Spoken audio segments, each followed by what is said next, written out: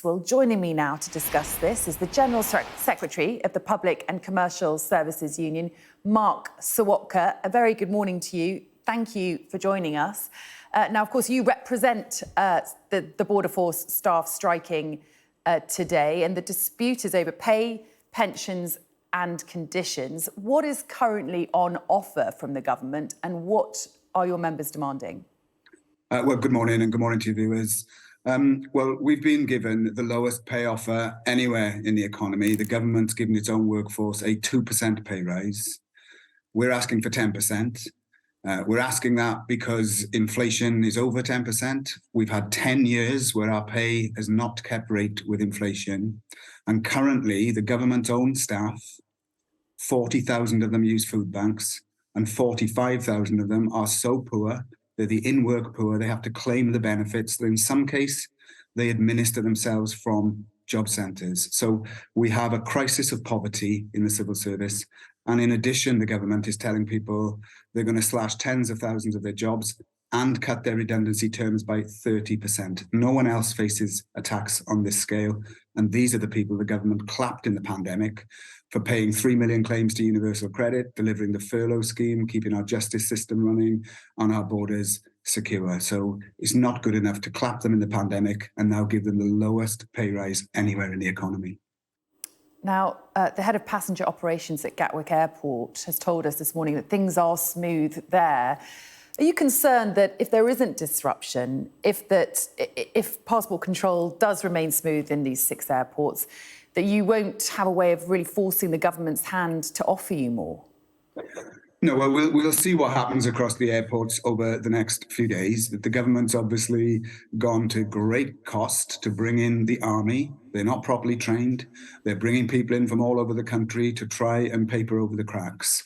And the answer isn't to try and paper over the cracks or bring the army in. It's to recognise that it's not sustainable to give us the lowest pay offer anywhere when such poverty exists and then refuse to talk about the issue of pay. But what the government knows is that so far we have had about 5,000 members on strike. We've been on strike in driving tests, on our motorways, in the rural payments agencies and in some job centres.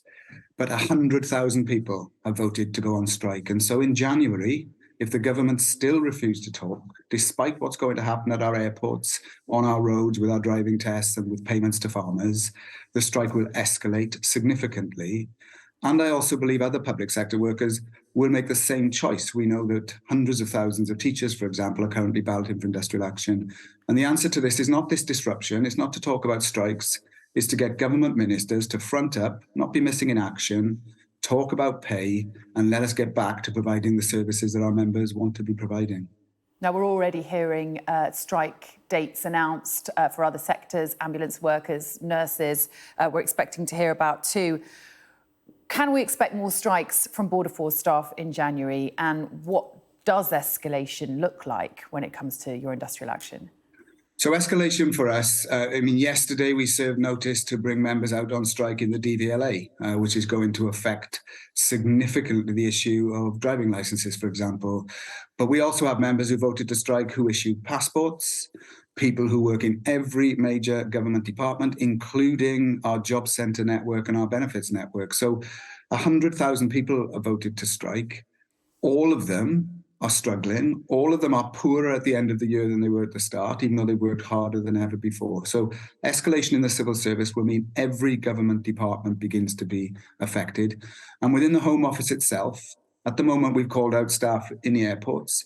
But of course, there are other areas like Dover, for example, and other ports across the UK that members would be called out to take strike action on. But I hope none of that happens. And I hope a government minister comes on to explain why their own workforce are living in poverty and they will not give them a penny above 2%, which is not what they're saying to anybody else in the economy. Well, it's quite clear that the government is not going to be offering an 11% pay rise. What compromise would you accept? Well, we've asked for 10%. And we've asked for assurances there won't be redundancies. I mean, your viewers may be amazed to know that there's over 1,000 people working in the job centres at the moment facing redundancies, even though you need more people delivering welfare in a cost of living crisis than ever before. If the government says they'll put money on the table, we are prepared to negotiate Where that goes, who gets it, when and where, and how quickly they get it. But we want money now because the crisis is now. We are not saying it's 10% or we won't talk to you. We're saying put money on the table and we are prepared to negotiate. But the government will not do that. And they keep hiding behind this claim that is independent pay review bodies, but they know there is no independent pay review body in the civil service. They've chosen to give their own workforce the lowest pay rise of any part of the economy, and that is not acceptable. Now, National Highways staff are also on strike today, the first of 4 days of industrial action. They're also members of your union. What's your message to people trying to get home for Christmas who are now really worried about their plans, having had a really tough couple of years with COVID and now facing this disruption at the border, on the roads? What would you say to them? Well, what I'd say to them, and also the people whose driving tests have been cancelled and the farmers who are struggling to get payments from the Rural Payments Agency, is the government were told 6 months ago that this was going to happen. They were told 3 weeks ago that these particular strikes were going to happen. And yet they have not agreed to have a single meeting with us or agreed to put a single penny on the table. So anyone who faces disruption, you have a right to be angry, but your anger should be directed at Rishi Sunak and Jeremy Hunt. They could stop these strikes today. They are choosing not to. That is a disgraceful way to treat some of the hardest working men and women in this country. And if they maintain that stance, these strikes will only grow and escalate. I don't want to see that. But what I do want to see is an end to in-work poverty. And only the government can end that by giving us the pay rise we deserve.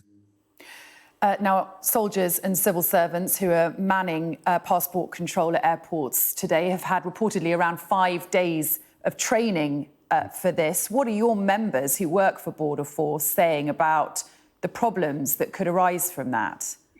Well, we all know, and Suella Braverman knows, that giving people 5 days training is no substitute for the skilled job that our members do. Because this is not just about checking passports. These are people who are trained over many months and years on the job training to be able to deal with issues at the passport control, including, for example, looking out for victims of people trafficking, looking out for people in a vulnerable situation, looking out for people who may not be all that they seem. And that takes skill. It takes skill to spot it and skill to deal with it. Having squaddies turn up with no training to paper over the cracks is not the answer. And what the government needs to ask itself is it's got military personnel driving ambulances and now at our borders.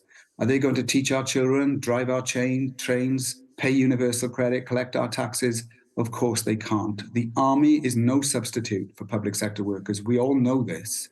And we also all know that the government could end this today. And I'll make this final point.